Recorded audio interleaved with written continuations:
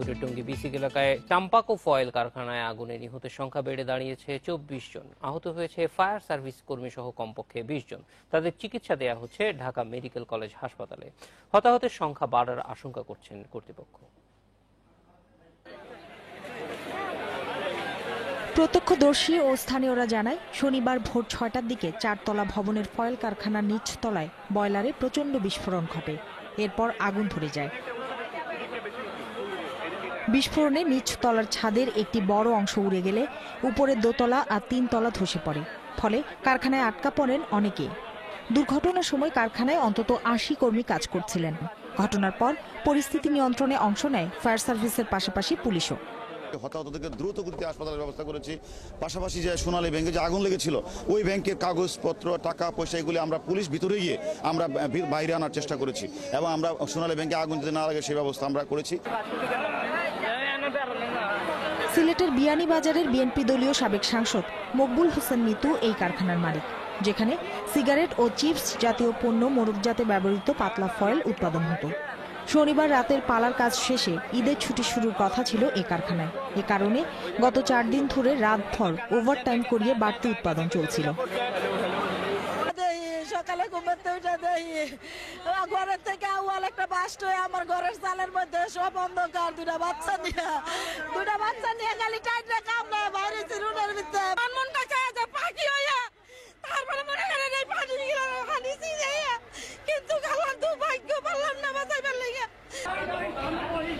ভবন চাপা, আত্মরক্ষার জন্য লাফিয়ে পড়া আর ধোঁয়ায় আহতদের প্রথমে টঙ্গী তাজউদ্দিন আহমেদ মেডিকেল কলেজ হাসপাতালে এবং পরে ঢাকা মেডিকেলে নেওয়া হয়। একজনের অবস্থা খুবই খারাপ, তার অ্যাবাভ 90% আছে। আর আরেকজন হলো রিপন দাস 8%, তাকে আমরা অবজারভেশনে রাখছি। আর যে দীপন দাস আছে ও হলো অ্যাবাভ 90%, ওকে আমরা ট্রিটমেন্ট দিয়ে আইসিইউতে আপাতত ট্রান্সফার করেছি। যে রোগীগুলো আসা শুরু হয়েছে তাদেরকে আমরা আমাদের এখানে ক্যাজুয়ালিটিতে চিকিৎসা দিচ্ছি। প্রথমে প্রাথমিক চিকিৎসা দিয়েছি, তারপরে হাসপাতালে ভর্তি করে তাদের জন্য প্রয়োজনীয় যে চিকিৎসার প্রয়োজন সবগুলো আমরা দিয়েছি। আগুন লাগার কারণ জানতে তদন্ত কমিটি গঠনের কথা জানায় ফায়ার সার্ভিস। এখানে কেমিক্যাল বয়লার বিস্ফোরণ হয়েছে, কিছু নিচে কেমিক্যাল ছিল, এই কারণে মধ্যে একটা বিস্ফোরণও হয়েছে। চাম্পাকো দেশের অন্যতম একটি বড় ফয়েল তৈরি ও ছাপার কারখানা। এখানে বিভিন্ন ধরনের রাসায়নিক থাকায় আগুন জ্বলে বেশি সময় ধরে। Sumana Simi, independent news. দুর্ঘটনার সব শেষ খবর জানাতে যোগ দিচ্ছেন সহকর্মী শিমুল বাসার। শিমুল, এই মুহূর্তে কারখানার অবস্থা কেমন দেখছেন?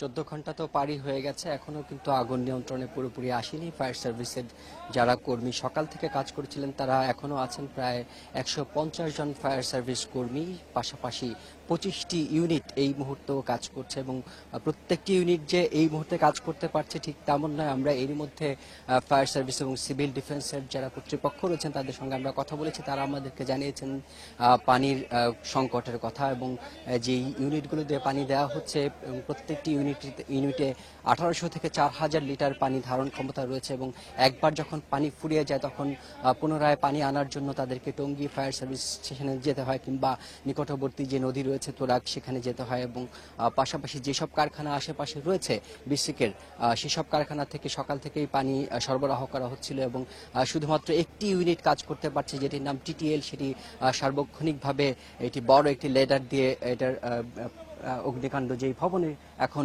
আপনারা দেখতে পাচ্ছেন সেই ভবনে পানি দেওয়া হচ্ছে। আমরা এই পাশ থেকে অর্থাৎ মূল যে বিসিক শিল্পনগরীর মূল যে সদর দরজা সেই দিক থেকে আমরা শুধুমাত্র একটি ইউনিটকে কাজ করতে দেখছি এবং কিছুক্ষণ আগেই ফায়ার সার্ভিসের ডিজি তিনি এসেছেন এবং তারও আগে বুয়েটের 2 সদস্যের একটি প্রতিনিধি দল এই কারখানা পরিদর্শন করে গেছেন এবং শিল্প মন্ত্রণালয়ের প্রধান বয়লার পরিদর্শক তিনিও এসেছিলেন। তিনি এসে গণমাধ্যম কর্মীদেরকে জানিয়েছেন সকাল থেকে যে বলা হচ্ছে বয়লার বিস্ফোরণের কারণে এই ভবনটিতে আগুন লেগেছে।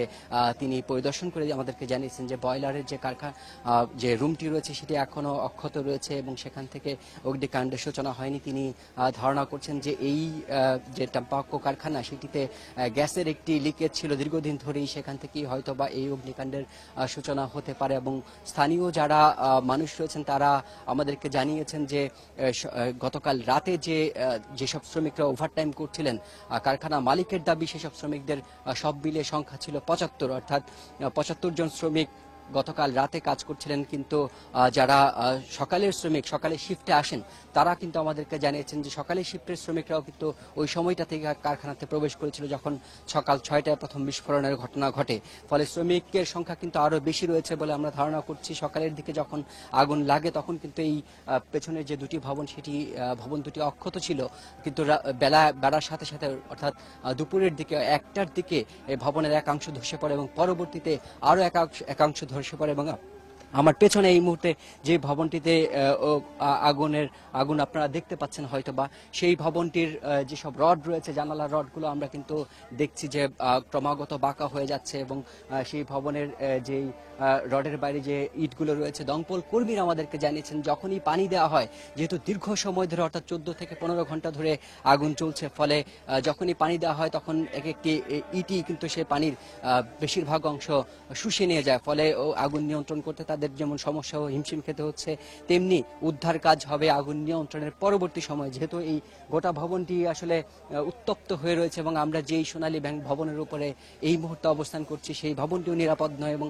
আশেপাশের যতগুলো ভবন রয়েছে শিল্প কারখানার, সেই ভবনগুলো নিরাপদ নয় বলে কিন্তু এখানকার যিনি এবিসি শিল্পনগরীর ম্যানেজার, তিনি আমাদেরকে জানিয়েছেন যে আশেপাশের ভবনগুলো এই মুহূর্তে নিরাপদ নয় এবং রাত হয়ে যাবার কারণে দমকল কর্মীদের কাজ করতেও কিন্তু সমস্যা হচ্ছে এবং তারা একটি লাইট ইউনিট এনেছেন এবং একটি কমান্ড কন্ট্রোল ইউনিট তারা তৈরি করেছেন এই ভবনটির সামনের অংশে। সেখান থেকেই বিস্তারিত আপডেট আমরা আপনাদেরকে জানাচ্ছি।